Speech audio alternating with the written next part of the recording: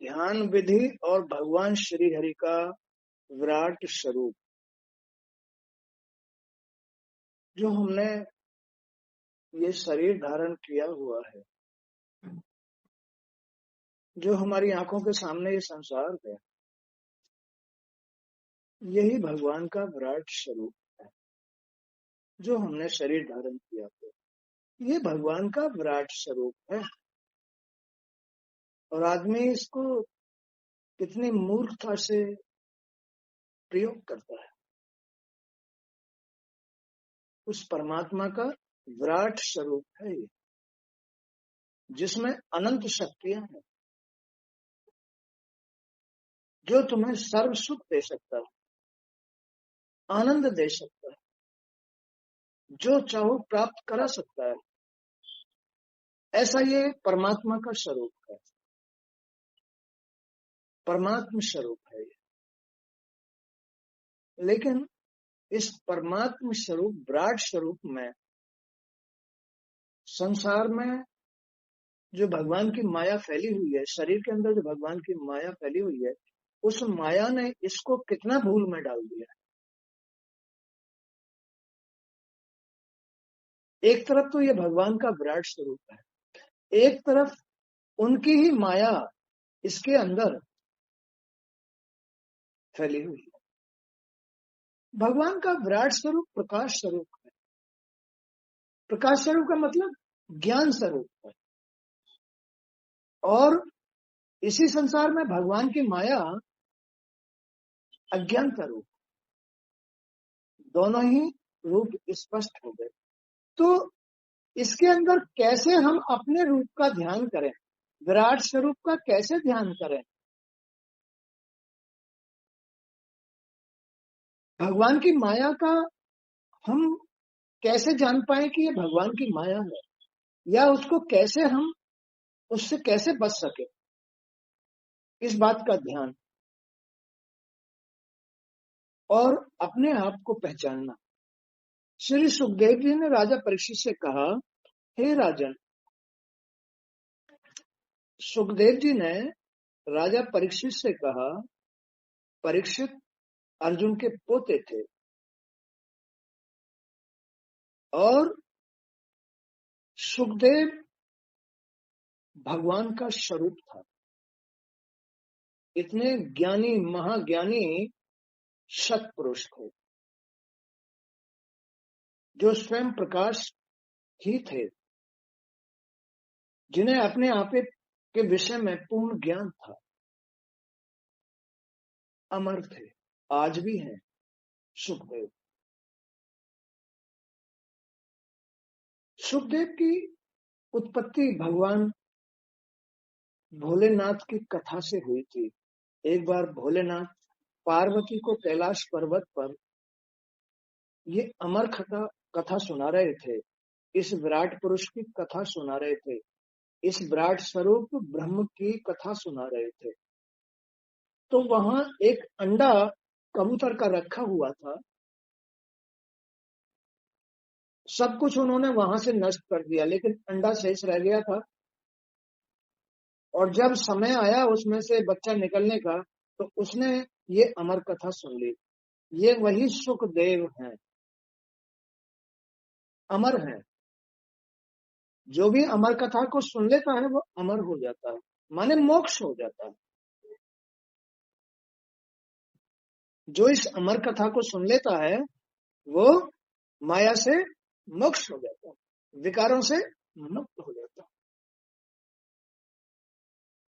हे राजन, जो अज्ञानी मनुष्य परमेश्वर की महिमा को नहीं जानता, उस पार ब्रह्म परमेश्वर रूपी इस विराट स्वरूप की महिमा को नहीं पहचानता है और केवल अपने भौतिक सुखों तथा भोग विलास में डूबा रहता है, भगवान की माया में ही डूबा रहता है, भोग विलासों में और अपने स्वार्थ के हित में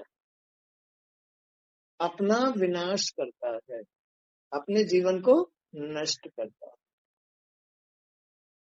क्लियर हो गया? हे राजन, सुखदेव परीक्षित को ये ज्ञान दे रहे हैं कि ये भगवान विराट स्वरूप का विराट रूप है। पार ब्रह्म परमेश्वर का विराट रूप है। इसमें जो मनुष्य है, इसके अंदर जो जीव,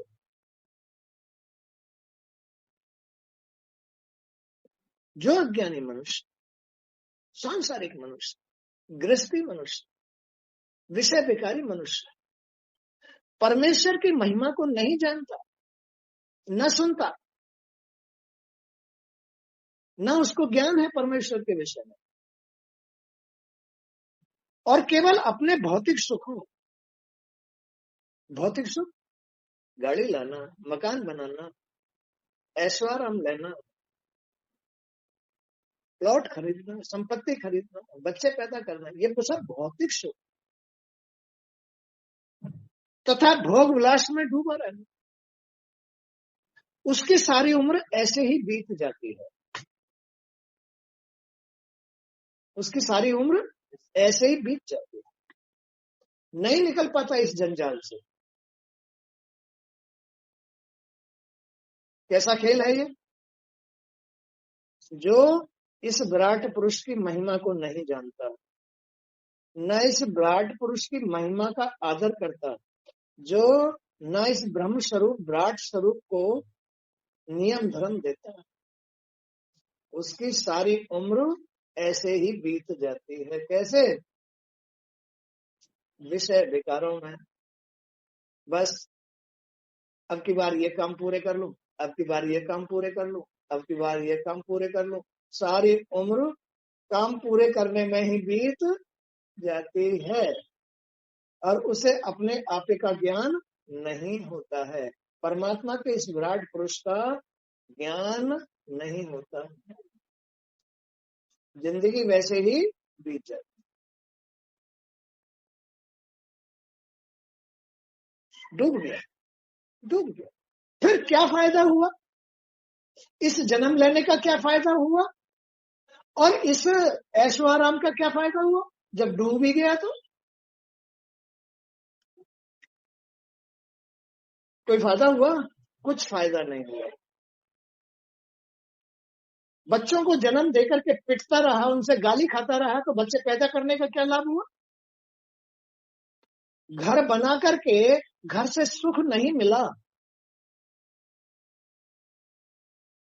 तात्पर्य, घर में तुमने घर के नियम धर्म धारण नहीं किए, भगवान का उसमें वास नहीं कराया, तो क्या फायदा हुआ?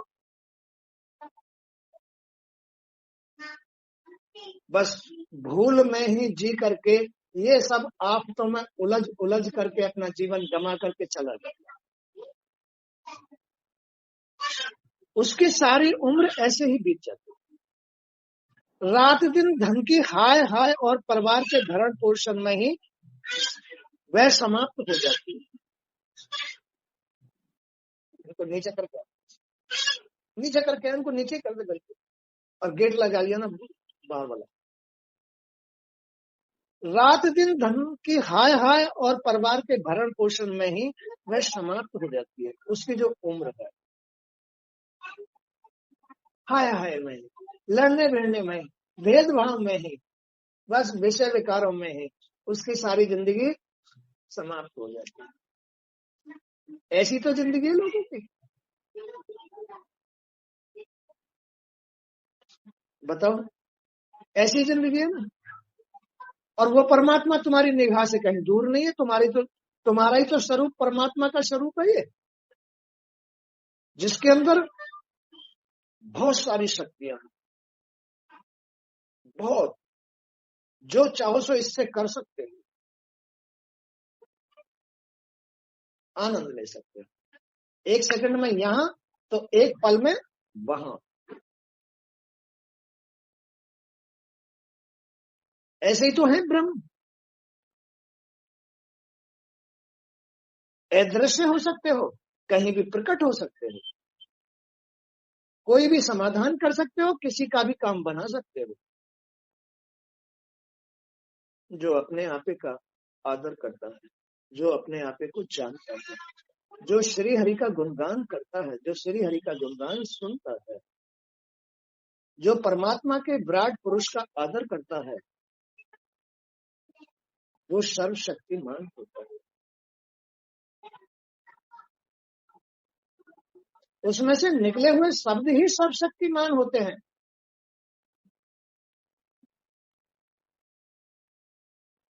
तो रात दिन धन की हाय हाय और परिवार के भरण पोषण में ही वह समाप्त हो जाता है। मोह में फंसा जीव मृत्यु को निकट आते देखकर भी सावधान नहीं होता। मोह में फंसा हुआ जीव, बच्चे पैदा हो गए, उनके भरण पोषण में, उनके कपड़े लाने में, उनको पढ़ाने लिखाने में, उनको घर बनाने में, उनको और बहुत सारे ऐशो आराम देने में ही ये मोह कहलाता है, ये भूल कहलाती है, ये भगवान की माया कहलाती है। इस मोह में ही फंस करके वो मृत्यु के मुंह में चला जाता और सावधान नहीं हो पाता, सावधान नहीं हो पाता है। जबकि जीवन मृत्यु के इस आवागमन चक्र से मुक्त होने के लिए उसे श्री कृष्ण की लीलाओं का श्रवण, कीर्तन और स्मरण करते रहना चाहिए। मायावी संसार में जन्म लेकर के, गृहस्थी में रह करके, फिर इस असावधान जीवन से मुक्त होने का साथ साथ उपाय है भगवान का स्मरण करते रहो, उनकी लीलाएं सुनते रहो और उनका कीर्तन घर में कराते रहो, तो उनकी याद बनी रहेगी, उनकी याद बनी रहेगी, उनका ध्यान बना रहेगा।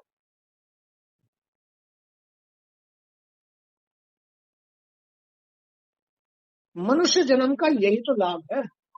इस मनुष्य जन्म का, मनुष्य माने मायावी जन्म, गृहस्थी जन्म, संसार में जन्म लेने का यही लाभ है कि तुम संसार को भी देख जाओ और तुमसे भगवान भी ना छूटे, दोनों काम से, भगवान भी ना छूटे और संसार भी देख लो। संसार में जन्म लेने का यही लाभ है क्या कि संसार में इस शरीर में जन्म लेकर के मनुष्य अगर अपने आपे को नहीं भूलता है, माने अपना आपा तो श्री कृष्ण है, अपने आपे को नहीं भूले, अब इस भूल को मिटाने का क्या उपाय है? उनके नाम का कीर्तन कराते रहो, घर में कभी भी हवन कराओ, सत्संग कराओ, गुरुओं की शरण में जाओ, सत्संग सुनो, भागवत सुनो, अपने आपे का ज्ञान रहेगा। अन्यथा अगर तुमने ऐसा नहीं कराया तो प्योर माया में फंस जाओगे, प्योर माया में फंस जाओगे, विकारों में फंस जाओगे, मृत्यु के मुंह में चले जाओगे। अगर ऐसा नहीं कराया तो प्योर माया भी बन जाओगे, अपने आपे को भूल जाओगे। अपना आपा है श्री कृष्ण, पार ब्रह्म परमेश्वर परमात्मा, उसको भूल जाओगे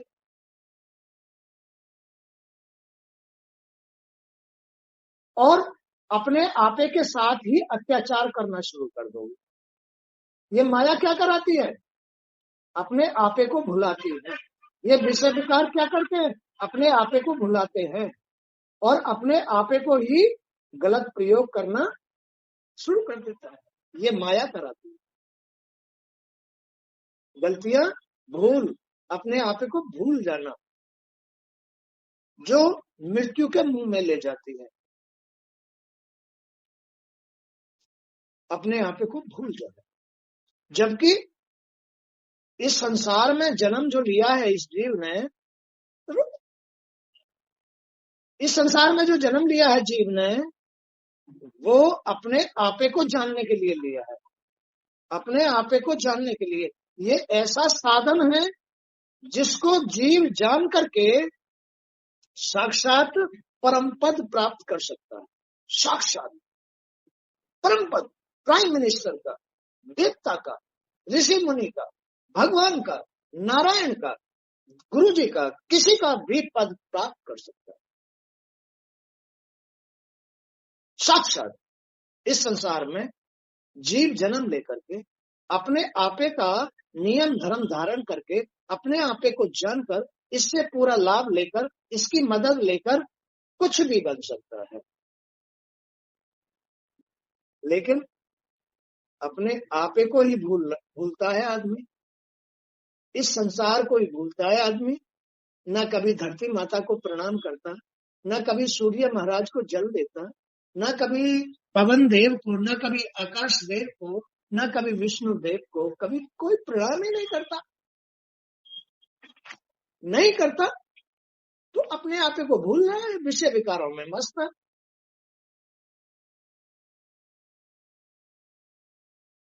विषय विकारों में मस्त है। प्याज, लहसुन, अंडा, मीट, शराब आदि में मस्त है।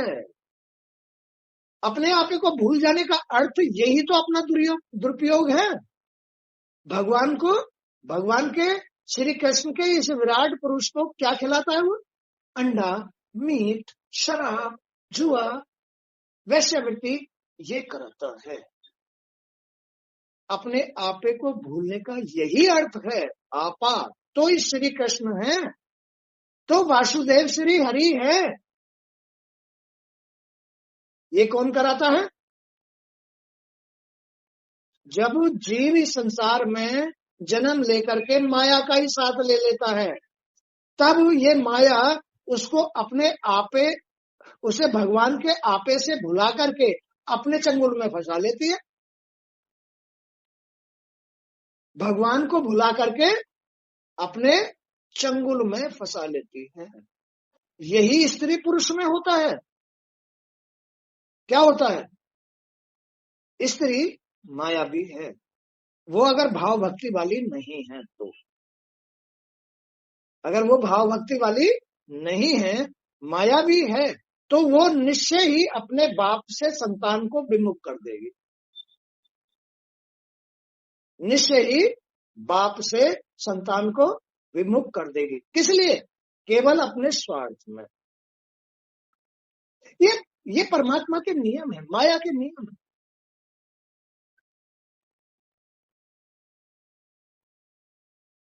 ऐसी है माया की लीला, ऐसी है भगवान की लीला। और जो इस मायावी संसार में जन्म लेकर के भगवान का कीर्तन, भजन, भागवत, सत्संग लेता रहता है, भगवान की माया दूर और भगवान अपना आपा, उसका ज्ञान मिलता रहता है, उनके दर्शन होते रहते हैं, आनंद मिलता रहता है। माया आनंद को खत्म कर देती है। माया अपने पीछे पीछे भगाती है, फिर भी भगवान ही देते हैं उसको, चाहे धन दें, चाहे संतान दें, चाहे संपत्ति दें, माया नहीं देती है। देने वाले फिर भी भगवान ही हैं, फिर भी भगवान ही देते हैं। चाहे धन दे, चाहे संपत्ति दे, चाहे सुख दे, चाहे आनंद दे, वो भगवान ही देते हैं, अपना आपा ही देता है। कैसे? जब इस अपने आपे का तुम आदर करते हो। कैसे करते हो इसका आदर? वैसे तो गृहस्थ में या अपने संसार में लिप्त हो, माया में लिप्त हो। अब अपने आपे का आदर कब याद आता है? जब माया टक्कर लगाती है, ठोकर लगाती है, निर्धन बना देती है, भूखा मार देती है, तब वो गुरु जी की शरण भागता है, मंदिरों में जाता है, तीर्थ जाता है, भागवत सुनता है। ये भगवान की शरण है। क्या है ये? भगवान की शरण है। तब इनकी शरण में भागता है, तब ये चीज देती है उसको, संतान देती है, धन देती है, सुख देती है, आनंद देती है। कहां से मिलता है? अपने आप में से ही मिलता है। कहां से मिला? अपने आप में से। क्यों? कैसे? कि वो भगवान की शरण में गया, कि उसने भागवत सुनी, उसने तीर्थ किया, वो मंदिर गया, उसने गुरुजी के को प्रणाम किया, उनका आदर किया। बस इससे ही भगवान खुश हो जाते हैं, अपना आपा खुश हो जाता है, सेटल रहता है, और उसमें से ही फिर उसको धन भी मिलता है, काम भी बनते हैं, संपत्ति भी मिलती है, संतान भी होती है, और सब कुछ मिलना शुरू हो जाता है। फिर विषय विकारों में चला गया। फिर चला गया, मानता तो है नहीं, फिर अपने आप को भूल गया, फिर ठोकर खाने लग गया। तो माया ठोकर खिलाने के लिए होती है और भगवान ठोकर से उभारने के लिए होते हैं। ये अपना आपा विराट रूप है। इसमें जब तुम भगवान के लिए दुखी होते हो, भगवान से प्रेम करते हो, तब तुम्हें भगवान संभालता है। तो यही बात यहाँ क्लियर की गई है कि मोह में फंसा जीव मृत्यु को निकट आते देखकर भी सावधान नहीं होता है। फिर भी जी सावधान नहीं होता, फिर भी माया इतनी मतलब जो है चिकनी है, इतनी चिकनी है, इतना चिकना घड़ा है कि पानी की एक बूंद नहीं रुकती है। बोलो, नहीं रुकती है, उस पर असर नहीं पड़ता है। जबकि जीवन मृत्यु के इस आवागमन चक्र से मुक्त होने के लिए उसे श्री कृष्ण की ही लीलाओं का श्रवण करना चाहिए, कीर्तन और स्मरण करते रहना चाहिए।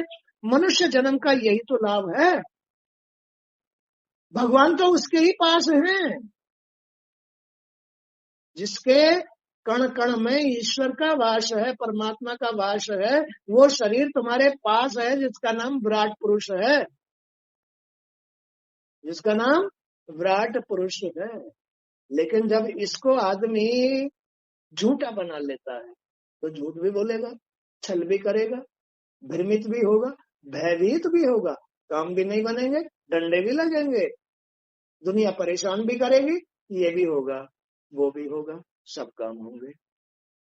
भूल गया अपने आप को, याद रह गई नॉन तेल लकड़ी, भूल गया सब छकड़ी। ये इस दुनिया का अर्थ, संसार का अर्थ है। याद कर लो फिर भगवान की शरण में, सच्चाई की शरण में चले जाओ, ईश्वर की शरण में चले जाओ।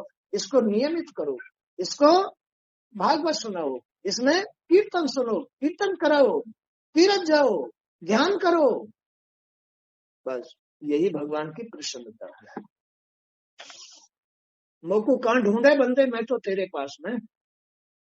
क्यों इतना भूल में पड़ा हुआ है, क्यों इधर उधर भटक रहा है, क्यों माया के ज्यादा चक्कर में, जाल में फंस रहा है? आ जाना मेरी शरण में, माने कि मुझे याद कर, मुझे याद करने मात्र से ही मैं तेरा काम सही कर दूंगा।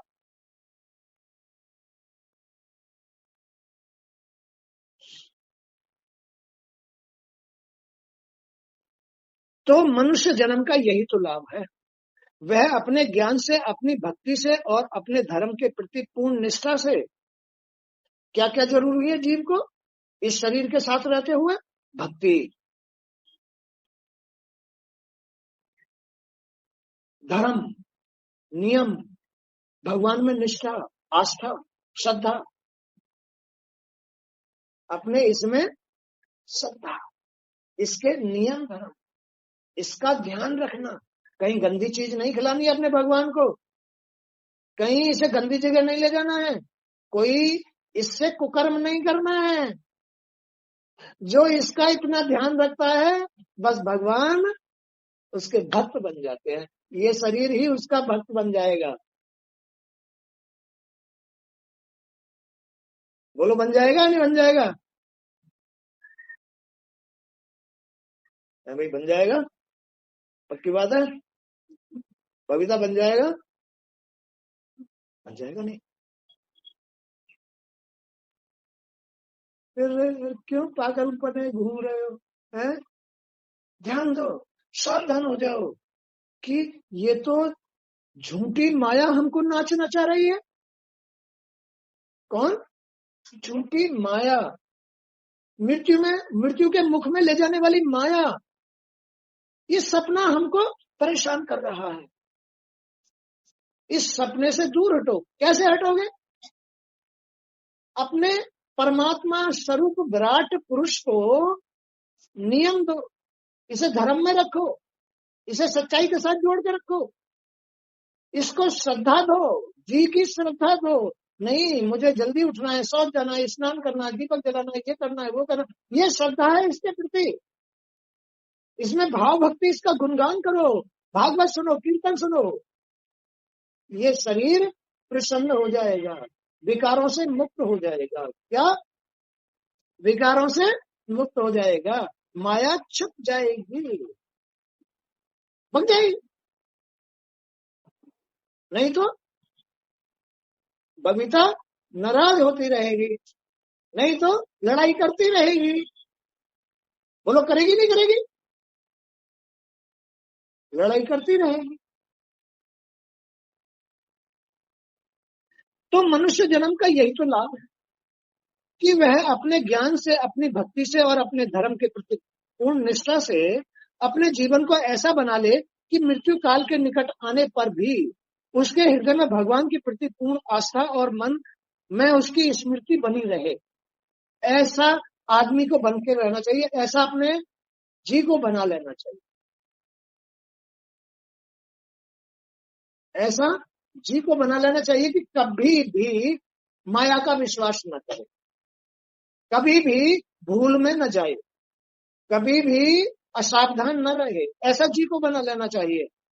इतना नियम धर्म ज्ञान ध्यान के साथ रहना चाहिए, तब तो बेड़ा पार। नहीं तो माया उलझा के रख देती है,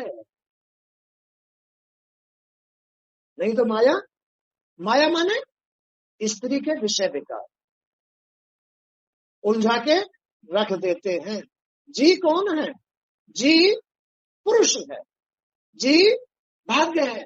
भाग्य को माया उलझा के रख देती है। किसको? माया जी को, भाग्य को, पुरुष को उलझा के रख देती है। ये जी, ये भाग्य है, यही पुरुष है। पुरुष और माया का ही तो ये संसार है। क्या है ये? पुरुष और माया का संसार है। माया पुरुष को, भाग्य को गिरा के छोड़ती है। जो पुरुष माया में उलझ गया, कहिए बात सही है गलत? बात सही है गलत? भाई मैं तेरी काट नहीं कर रहा, भाई मैं बुराई नहीं कर रहा किसी की भी, मैं तो सच्ची बात बता रहा हूँ। मैं तो भागवत पढ़ रहा हूँ, मुझे क्या लेना देना किसी से, मुझे कोई मतलब नहीं भी है, सब बात है। और ये तो समझने का बात है।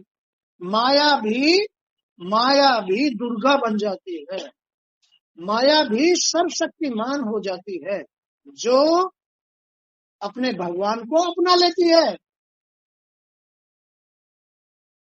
उसके पास भी तो संसार है, उसके पास भी तो विराट पुरुष है। माया भी अगर भगवान को अपना लेती है, नियम धर्म अपना लेती है, बस वो भी दुर्गा बन जाती है, सब शक्तिमान बन जाती है।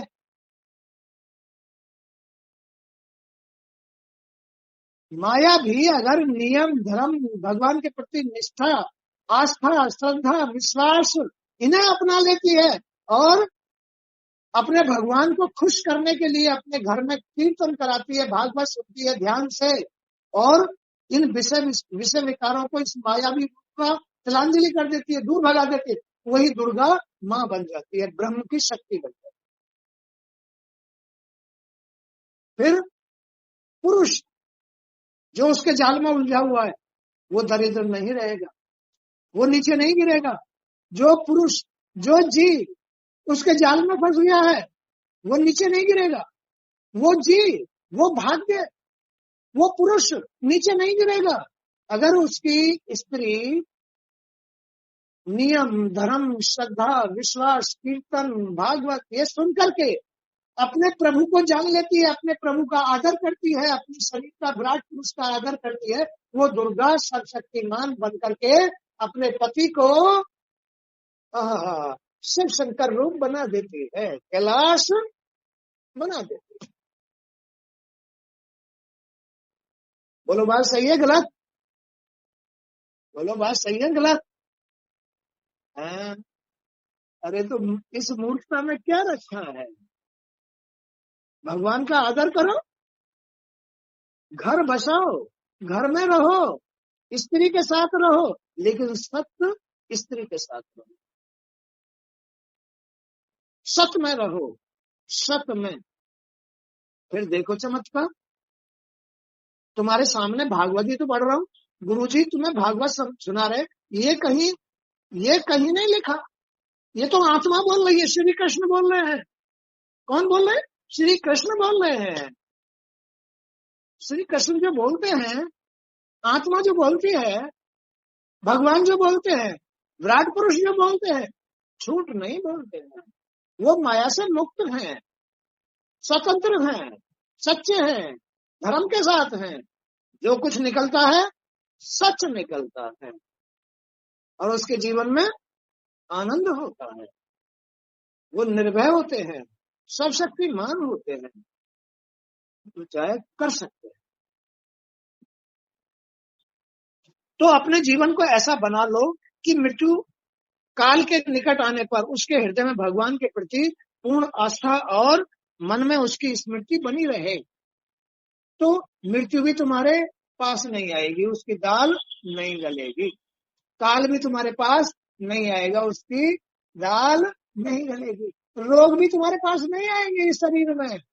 अब ये शरीर में, इसमें रोग कैसे आ गए? कैसे आ गए इसमें रोग? गंदगी ने, माया ने, गंदे गंदे इसके अंदर आचार विचार महल मट्टी डाल डाल करके इसे भगवान नहीं छोड़ा। क्या नहीं छोड़ा इसे? भगवान नहीं छोड़ा इसे। फिर क्या कर दिया इसको? बिल्कुल शक्तिहीन कर दिया ना इस संसार को। अब इसमें शक्ति कहां से रही? अब इसमें मेरी महामारी आ गई। क्या आ गई इसमें? कोरोना आ गया। क्या आ गया? कोरोना आ गया। अभी कोरोना कैसे आ गया? ये इसमें शक्ति छोड़ी नहीं। भगवान को करुणा तो नहीं होता है, विराट पुरुष को करुणा तो नहीं होता है। ये तो जब इसमें गंदगी पड़ी है, तब ये ही गंदगी कोरोना बना रही है, महामारी बना रही है ना। तब आदमी बीमार होता है। आदमी का मन साफ हो, आदमी का ये संसार साफ हो, कोई बीमारी नहीं आएगी, कोई काल नहीं आएगा, कोई मृत्यु नहीं आएगी।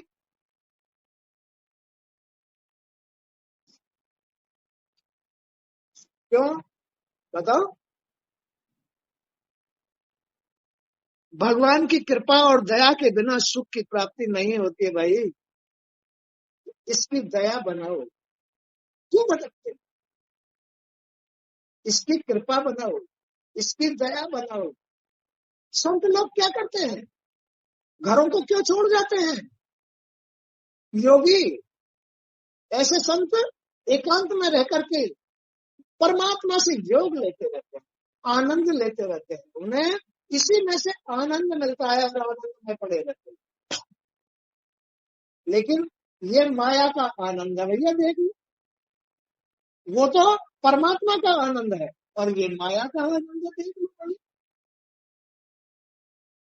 उसको सब कुछ चाहिए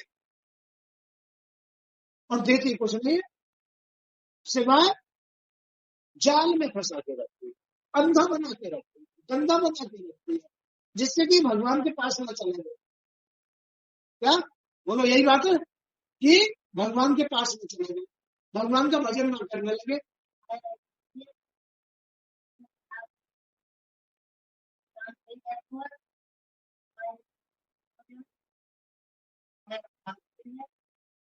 भगवान को भगा देती है, लाभ को भगा देती है, सुख को भगा देती है। तो भाई ऐसी है माया और ऐसा है भगवान। दोनों चीज अपने ही पास है, दोनों अपने ही तो पास है। आंखों के सामने देख लो भाई। कुछ तू मदद कर, कुछ मैं मदद करूं, कुछ मैं अपने मन को शांत शुद्ध करूं, कुछ तू अपने मतलब है विचारों को शुद्ध कर। बात बन गई, बात बन गई। और भाई एक तो अपने मन से साफ और एक अपने मन से नहीं जी, फलाना डब्बा ऐसा हो गया, बाहर बाहर हो गया है, किसी के पास जाता है, ऐसा है, मुझसे तो बोलता ही नहीं है। समझ लो कि इसी बात से सिद्ध हो जाता है कि उसको माया ने घेरा हुआ है, विकारों ने घेरा हुआ है। वो साफ साफ तो कह नहीं पाएगी माया, वो फिर जी को बदनाम करेगी। किसको बदनाम करती है? जी को बदनाम करती, मायावी स्त्री। तो जो स्त्री मायावी रूप से मुक्त होकर के अपने भगवान का आदर करना, उसके नियम धर्म धारण करना, उसमें श्रद्धा रखना, निष्ठा रखना, वो सत्य की होती है। वो पुरुष को कभी बदनाम नहीं करती,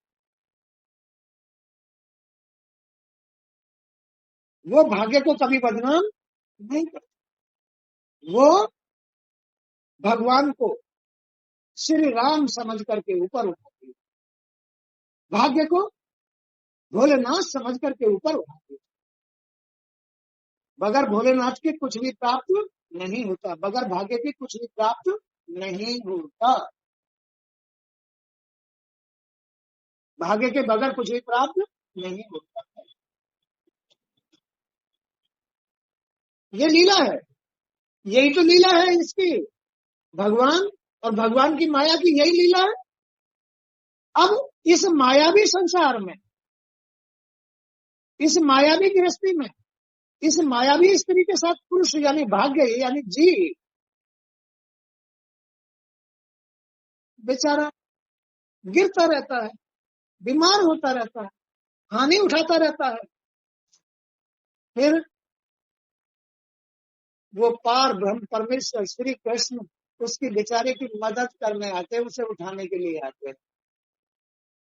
माँ दुर्गा जो उनकी शक्ति है, राधा है, वो उसको उसके घर में आकर के ममता कर बरसाती है, दुलार करती है। भगवान ये बोलते हैं, इनकी व्यवस्था कर, कहीं से कुछ ना कुछ उपचार कर देते हैं और उनका पेट भरते हैं, उनका साथ देते हैं। बीच में बेचारे फिर इनको ही दया आती है। बोलो आती है?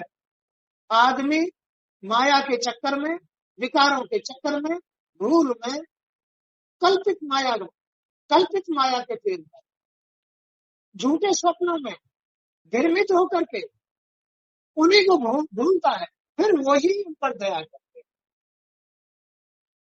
औलाद, तुम भी तो किसी की औलाद हो।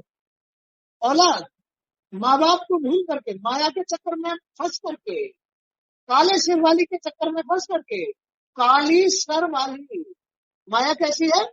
काले सिर वाली के चक्कर में फंस करके माँ बाप को भूल जाता है।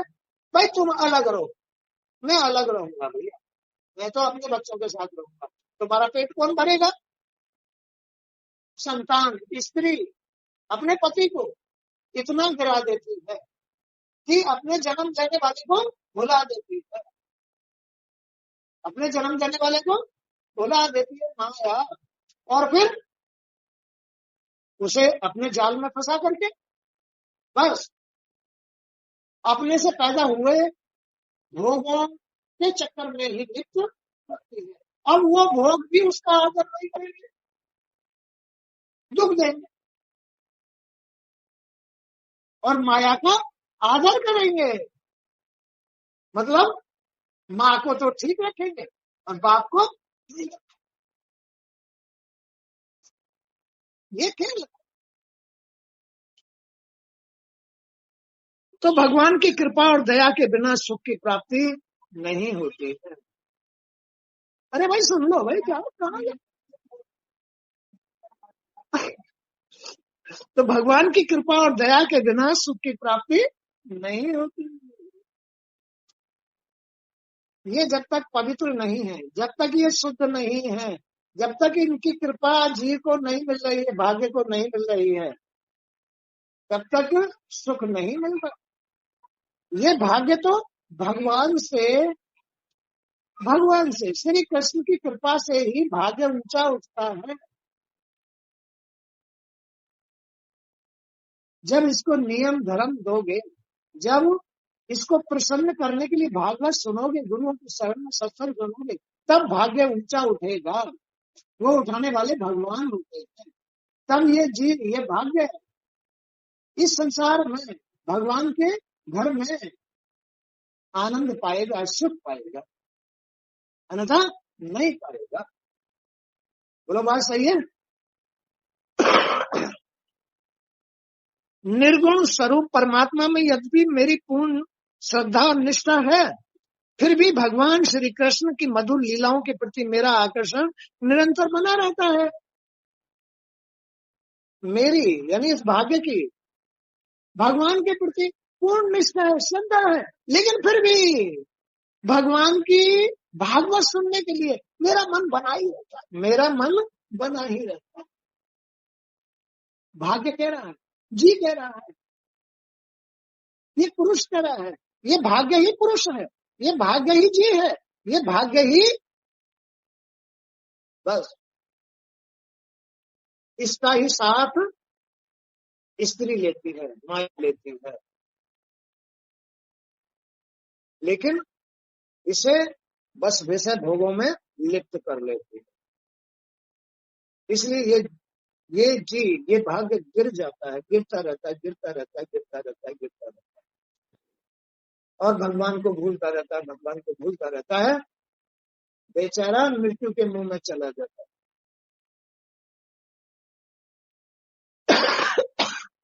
इसलिए इस भाग्य को, इस जी को, ये भोलेनाथ जो कैलाश पर वास करते हैं, श्री हरि की शरण में रहना चाहिए। श्री हरि ही तुम्हारा ये विराट स्वरूप संसार है, इनकी शरण में रहना, इनके प्रति पूर्ण श्रद्धा होनी चाहिए, पूर्ण निष्ठा होनी चाहिए, पूर्ण भाव भक्ति होनी चाहिए, नियम धर्म होने चाहिए, तो तुम कभी नहीं हारोगे, तो तुम्हारा भाग कभी भी नहीं गिरेगा, तो भाग्य तुम्हारा साथ देगा और तुम माया को पहचान जाओगे, पहचान जाओगे ना। क्योंकि जब तक तुम श्री हरि की शरण में जाओगे, फिर तुम्हें ज्ञान कौन देगा कि ये माया है, इससे बचो। श्री हरि ही ज्ञान देते हैं, श्री हरि से ज्ञान मिलता है कि ये मायावी रूप है, इससे बच जाओ, ये मायावी शक्तियां जो तुम्हें गिरा देंगी, बीमार कर देंगी, तुम्हें जो तुम्हें हरा देंगी, तुम्हारे जीवन में तुम्हें हरा देंगी, श्री हरि ही ज्ञान देते हैं। भगवान की शरण में नियम धर्म अपनाने से ही ज्ञान मिलता है, और कहीं से नहीं मिलता। बोलो बात सही है।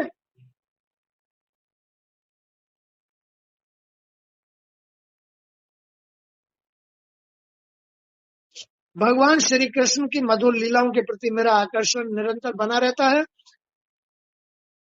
यद्यपि उनके प्रति मेरी पूर्ण निष्ठा है, श्रद्धा है। इसी कारण पिता श्री कृष्ण द्वैपायन व्यास जी द्वारा रचित इस श्रीमद् भागवत पुराण में मेरा मन सदैव रमा रहता है। भाई, मेरा मन क्यों रमा रहता है? कि मैंने समझ लिया, उन्होंने मुझे बता दिया कि तेरा पिता मैं ही, और कोई तेरा पिता नहीं है। ये तो सब झूठे नाते रिश्तों का आडंबर है, ये माया ने तुम्हें भ्रमित करने के लिए ये नाते बना दिए हैं, तुम इसकी चिपक में चिपक रहे हो, लेकिन ये सत्य नहीं है। मैं हूं तुम्हारा भाव, भगवान क्या कह रहा है? मैं हूं तुम्हारा भाव, तुम मुझे जानो, मुझे पहचानो, मेरे नियम धारण करो, मेरे प्रति श्रद्धा रखो, कीर्तन करो अपने घर में, तीर्थ करो अपने घर में, तीर्थ जाओ, मंदिर जाओ, मैं तुम्हें ज्ञान देता रहूंगा, बचाता रहूंगा, तुम्हें इन झूठे नाते रिश्तों से उबारता रहूंगा। मैं ही वेद हूँ, मैं ही व्यास हूँ, और मैं ही गुरु, सब कुछ मैं ही तुम्हारा पिता हूँ। यही समझ में आया? तो आज का सत्संग भी यही था। जय श्री कृष्ण।